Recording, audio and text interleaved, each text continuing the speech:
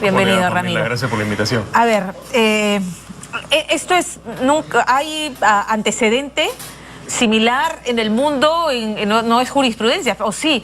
O sea, ¿hay un caso similar Bueno, al que nos podamos referir de esta situación diplomática?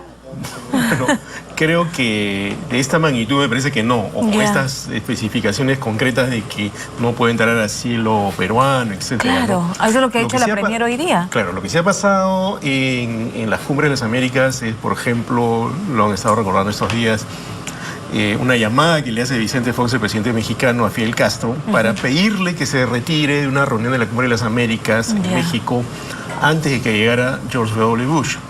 Luego hay una visita que hace Juan Manuel Santos a La Habana para expresarle a Raúl Castro que su presencia sería problemática en la cumbre, en una cumbre que iba a haber en Colombia, me parece que en Cartagena. Y o sea, en los dos casos es el régimen cubano. En ninguno de estos dos casos ha habido el desafío, porque todo se ha manejado por canales diplomáticos internos, no públicos. Claro, en el caso de Fidel Castro aceptó la sugerencia de Vicente Fox, pero luego hizo, digamos, tomó la decisión, yo diría muy socarrona, digamos, de sacar el audio de la conversación con Fox, lo que resintió mucho las relaciones entre México y...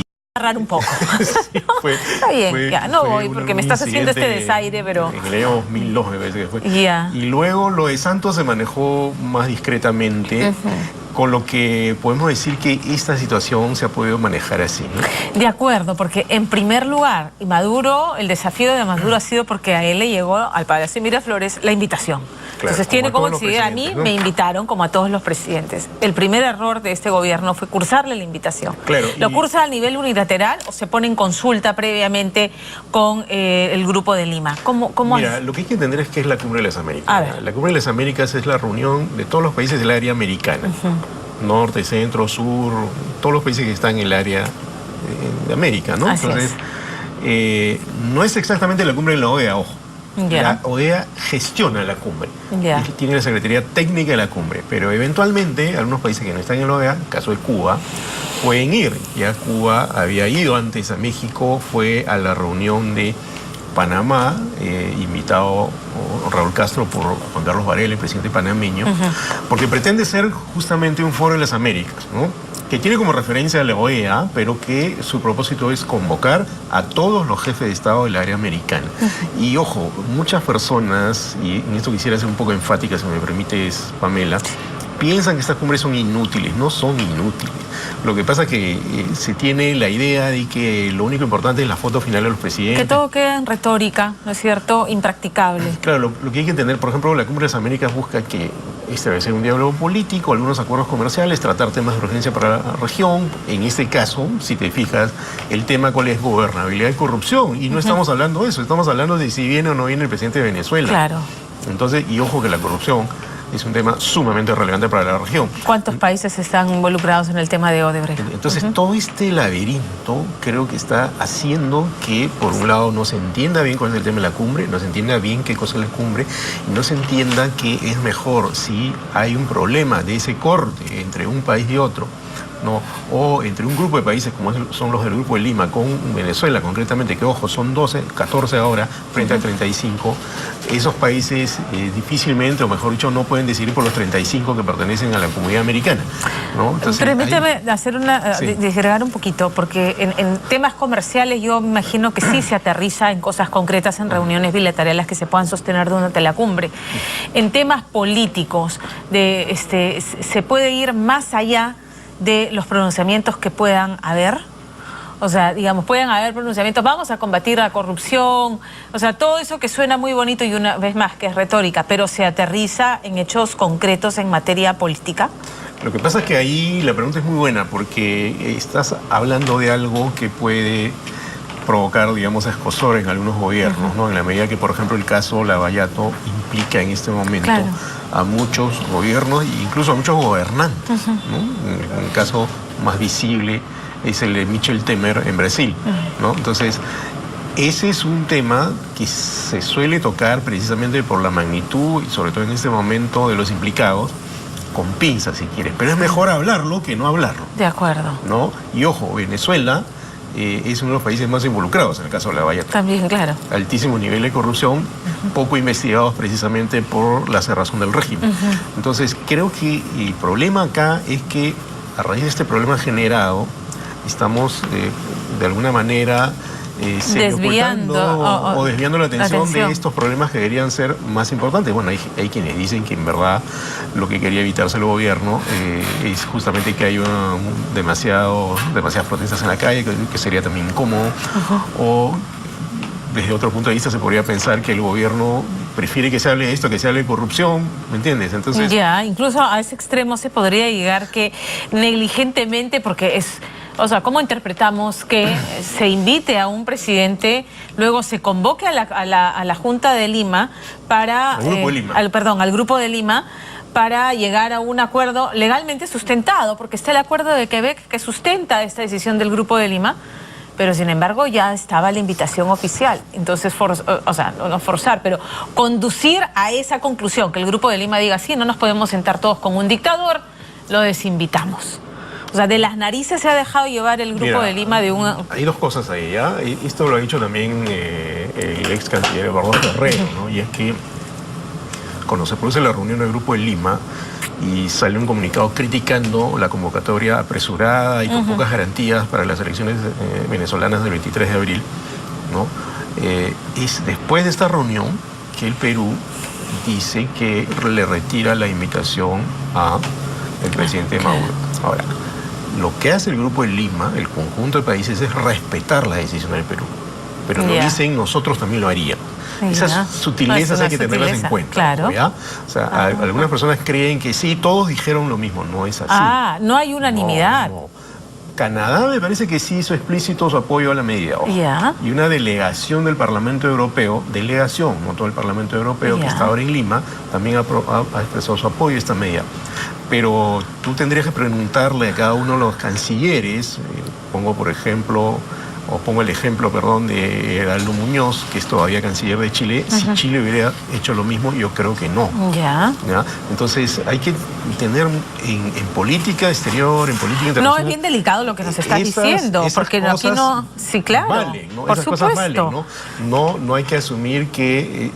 no es lo mismo que te digan respetamos tu decisión, que te digan yo también lo haría. Claro. Entonces creo que hemos generado un problema del que vamos a tener que salir de un modo, Pamela, porque se acerca la cumbre y por el momento se está hablando básicamente de esto. De acuerdo. ¿Y cuál sería ese modo? Porque ya la Premier ha dicho, no, él no puede venir, ni siquiera ingresar a espacio aéreo peruano, que vamos a tener un par de cazabombarderos el día en que se anuncia que el vuelo de Nicolás Maduro esté llegando al Perú. Bueno, es que ese es el problema. ¿O no le van a extender la alfombra roja o le van a permitir aterrizar, pero nadie lo va a recibir?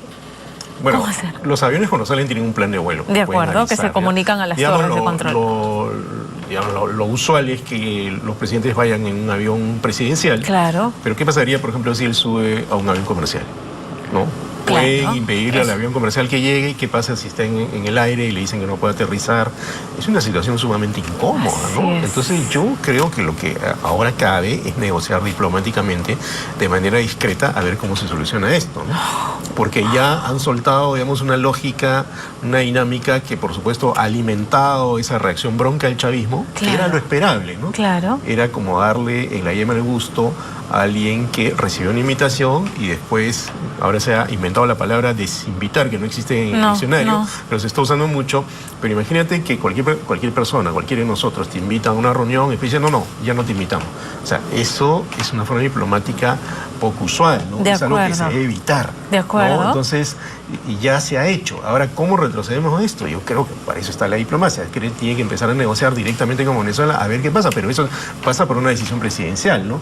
O sea, y todo esto ha ocurrido por un tema, a ver, es que, y todo esto ocurre por impericia de una canciller que no tiene carrera diplomática o por una disposición subalterna, que es la que tú has mencionado, lo que me has dicho se rumorea, que se ha creado un factor divergente para que no nos concentremos en el tema de fondo de la Cumbre de las Américas, que es yo no tengo ninguna prueba de eso, ¿ya? Pero en el ámbito de la política, ¿no? Digamos, hay varias posibilidades para moverse un terreno cuando la situación es complicada. O sea, por ejemplo, ¿no? Si llega la cumbre y vamos a estar con este tema hasta que llegue la cumbre y antes, un día antes ya hay convocado una manifestación contra Nicolás Maduro, ¿tú te imaginas lo que va a pasar, Pamela? Si el presidente Maduro hasta el 12 de abril, día de la manifestación, va a insistir con que viene al Perú y ese día hay una gran manifestación en la calle, o sea, vamos a estar hablando de cualquier cosa o vamos a estar hablando básicamente de eso y no de los temas de la cumbre, no de lo que pasa en otros países como Honduras, que también ha tenido un problema muy serio en las elecciones del año pasado, donde se forzó una reelección, hubo disturbios, 34 muertos y la propia OEA pidió que se repitan las elecciones. Entonces, y yo no entiendo cómo eso no se ha puesto en la mesa de discusión. Bueno, ciertamente, además hay quienes reclaman, le cursan una desinvitación a Nicolás Maduro, pero pueden sentarse con el mandatario de Honduras, o hay dictaduras y dictaduras, porque si pueden también recibir y condecorar al mandatario chino, que también, digamos, es un régimen dictatorial. El presidente de Cuba. Entonces, no se mira todos con la misma vara, ¿no? Michel Temer está severamente acusado cuestionado, de corrupción en Brasil, ¿no? Entonces... y la institución de Dilma Rousseff fue por lo menos borrosa, digamos, ¿no? Muy discutible en todo caso. Entonces, es muy complicado esto porque, lamentablemente, si quieres, las relaciones exteriores, las relaciones entre países no necesariamente caminan al ritmo de la indignación pública. Tienen en cuenta otros intereses. ¿No? Alguien decía en las redes sociales, ¿por qué no rompemos relaciones con China? Bueno, se cae el PBI, ¿no? O sea, y China no tiene estándares. China nos compra nuestros metales y siempre nos respaldamos o nos sentamos en ese banco de oro que dicen que es el Perú por los metales. O con Arabia Saudita. O con Arabia Saudita, claro. O con Filipinas, que tenemos relación a nivel de consulado, pero como embajada concurrente en Chile, pero que tiene en la presidencia un señor francamente controvertido, por decirlo gentilmente.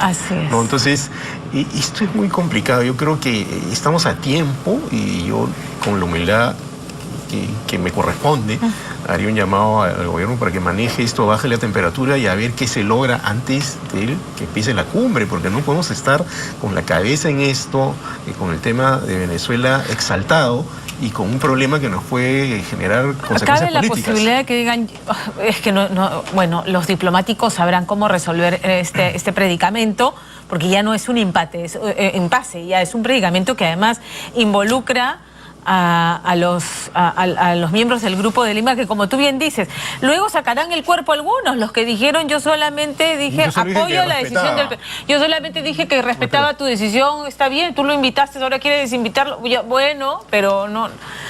Es mucho más complicado que solamente porque involucra a un resto de naciones también, ¿no? Mira, hay que tener en cuenta algo que creo que a veces es difícil de aceptar, ¿no? Yo estuve como periodista en el funeral de Fidel Castro, ¿no? Fui a cubrir para el Diario de la República, para La Mula, y estuve ahí en las exequias. Recuerdo una manifestación en la Plaza de la Revolución donde habían 200.000 personas, y ¿quiénes estaban en el estrado como presidentes invitados? Peña Nieto de México, ¿no? Daniel Ortega de Nicaragua, Evo Morales, ¿no? Salvador Sánchez Serén de El Salvador y Nicolás Maduro. El más aplaudido fue Nicolás Maduro. Entonces tú te parabas ahí y te quedabas sorprendido, ¿no? Porque dices, bueno, ¿cómo es esto que a mí me cuentan y que yo acá es distinto? Por supuesto, yo creo que el apoyo en América Latina y bueno, es que Venezuela y Cuba tienen una relación particular. Me sorprende la presencia de Peña Nieto, en realidad. El resto de mandatarios que mencionaste, hay una afiliación ideológica que los hermana, además, ¿no? La relación entre Cuba y México es una relación que tiene muchos años.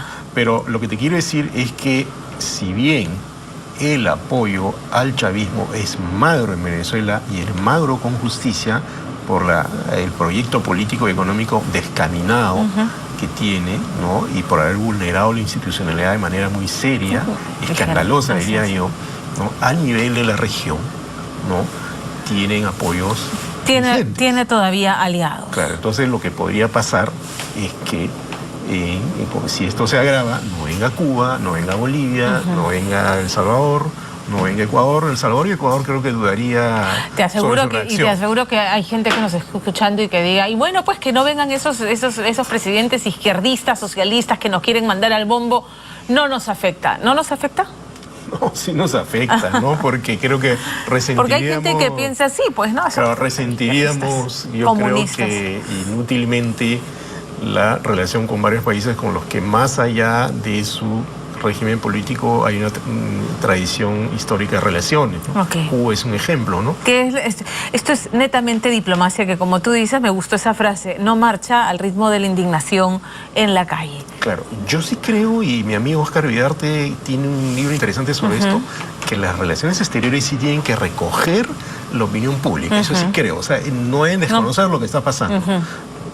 Pero los elementos que se meten a la hora, digamos, en la mesa a la hora de decidir qué se hace y por qué se establece la relación con un país son mucho más complicados. Son económicos, son comerciales, son culturales, son históricos, prevén situaciones futuras. El caso clásico es el de China, ¿no? O sea, en China los estándares democráticos tampoco son aceptables bajo el foco de los derechos humanos. Pero todos los países tienen relación con China. Claro, son relaciones comerciales. ¿Quién se negaría a tener, claro, como la potencia, entonces, una de las potencias creo mundiales? Que eso es algo que no se entiende, ¿no? Hay que tener en cuenta que las relaciones exteriores son algo bastante complicado. Tienen que ponerle paños fríos. Eso implicaría que nuestra Cancillería retroceda y diga, bueno, pues ¿qué le vamos a hacer? Va a tener que venir, y como dijo el presidente Kuczynski, está invitado y ya se tendrá él a las consecuencias de tener una masiva marcha de protesta por su presencia en el Perú. Mira, pero eso es lo que dejó entender, ¿no? Yo creo que la Cancillería peruana es muy, muy capaz de encontrar soluciones, como lo ha hecho a lo largo de la historia, a una serie de situaciones. Yo espero que si esto se agrava, encuentren algún tipo de solución que no nos ponga en compromiso, nos ponga en una situación incómoda. Siempre las hay, siempre las hay. Hay que saber cómo se hacen. El problema ¿Qué pasa por un acercamiento privado con Nicolás Maduro? Los grandes conflictos entre palestinos e israelíes, no estamos en ese nivel, digamos, ¿no? Pero los primeros contactos para solucionar conflictos, por ejemplo, entre la FARC y el gobierno colombiano, fueron secretos. Fueron secretos. No estamos a ese nivel. Estamos a tiempo todavía. Pero no debemos llegar que esto escale pues hasta un nivel inmanejable, que tengamos un presidente viajando en el avión diciendo que llega a Lima y nosotros sin saber qué hacer, ¿no? Claro. Nuevamente recurro a mi amigo Eduardo Ferrer y le ha dicho, bueno, habría que dejarlo entrar. Pero resulta que la Premier dice que no, que de ninguna manera. Eso es lo que me ha sorprendido. ¿Cómo vamos a hacer? O sea, y lo vamos a aterrizar al aeropuerto y lo devolvemos, eso sería... un incidente de marca mayor, ¿no? Podría conseguir el rompimiento de relaciones, ojo. Y claro, alguna gente dice, bueno, hay que romper relaciones con Venezuela. Bueno, ni siquiera Estados Unidos las ha roto. No solo eso, sino que hay muchos peruanos en Venezuela. Hay venezolanos acá que finalmente la referencia es su Claro, hay muchos daños colaterales y si bien el propio Donald Trump ha calificado de dictadura el gobierno de Nicolás Maduro y lo ha llamado dictador, aún así no rompe relaciones y es bien importante eso. Hay muchos por algo que es fundamental, ángulos. Pamela, ¿ya? Y es que finalmente ¿qué es lo que importa acá? O lo principal es que atender la situación muy grave de la población venezolana, la que está acá y sobre todo la que está allá. Claro. Alguien mencionó estos días, no recuerdo quién exactamente, pero lo escuché en alguna televisora o lo leí en algún medio, que por ejemplo una de las cosas que se estaba manejando era vender el excedente de producción de papa a Venezuela. O, por ejemplo, ¿no? Que el señor se sienta acá y vea que la comunidad interamericana en conjunto le pide algo que él mismo ha dicho, el señor Maduro, que vengan los observadores internacionales que quieran. Bueno, si el señor está ahí, se le dice, bueno, usted dijo esto, comprométase acá a aceptarlo. Comprométase públicamente. Pinochet perdió que vaya un plebiscito en el año que vaya 89. Un fiscal a ver lo de los delitos de lesa que vaya a la misión de observación de la OEA, por ejemplo, que acepte eso, ¿no? Que ahora no tiene, digamos, no se le puede acusar a la OEA con Almagro a la cabeza de que es suave con el chavismo. Entonces, posibilidades hay, pero si el señor no viene, ¿no? Y si se agrieta más la relación, entonces las posibilidades de negociación se reducen al mínimo. De acuerdo. Entonces es una situación muy complicada que yo espero que no escale y la podamos manejar de un modo antes de que empiece la cumbre, ¿no? Ramiro, muchas gracias por estar con nosotros esta tarde. Gracias. 2 de la tarde con 1 minuto, titulares de la hora, titulares.